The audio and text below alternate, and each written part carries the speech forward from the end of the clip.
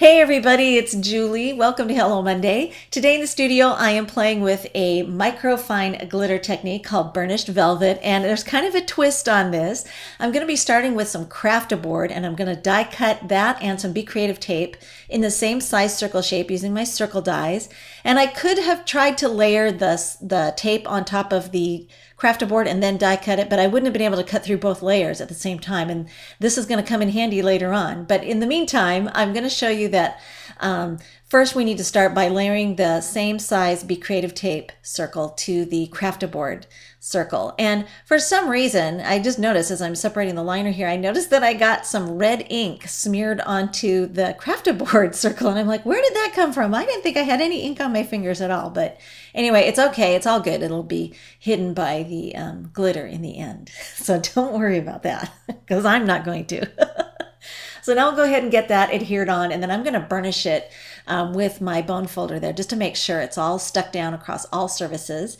And then I'm going to lay the Hello die on top of both layers that have been glued together, and I'm going to run it through my die cutting machine. So that liner paper is super slick, and I am really worried that that die will not stay in place. So I'm just going to tape the whole thing down to that cutting pad with some washi tape to make sure nothing budges. So we'll go ahead and send that through, and then I'm going to go ahead and remove the tape and pop up the die and get that off of there. And like I said, it's hard to cut through, pretty much impossible to cut through the two layers at the same time, especially the more intricate the die, you're not going to be able to cut through both layers.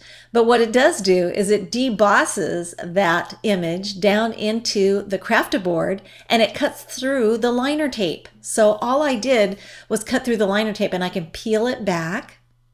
I'm just going to go ahead and very carefully with my X-Acto knife get in there and get a hold of the letters and just pull those away very carefully.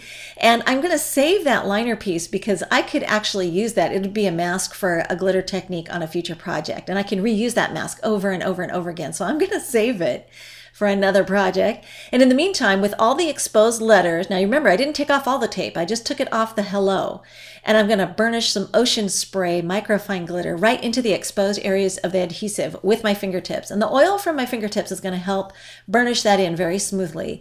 And then to get the excess glitter off the liner tape, the rest of the liner tape, I'm just going to use a soft brush there to flick that away because I want to avoid any cross-contamination.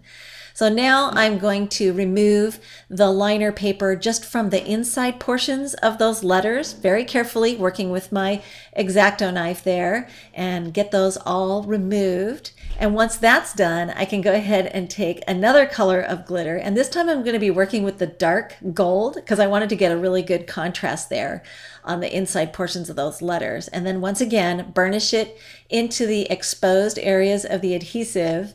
And then I'll take a soft brush and flick away the excess, make sure it's all off of that liner paper.